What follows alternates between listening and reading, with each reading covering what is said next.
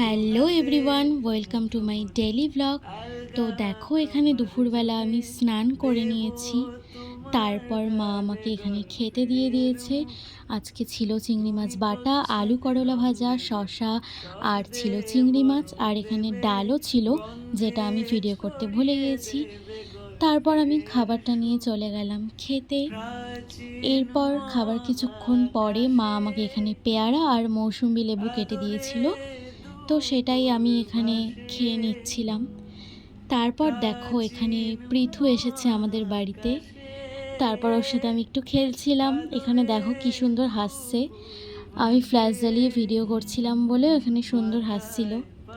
তারপর ওর সাথে আমি খেলছিলাম, এখানে মজা করছিলাম। তারপর বিকালবেলা আমি চলে গেলাম একটু বাইরে।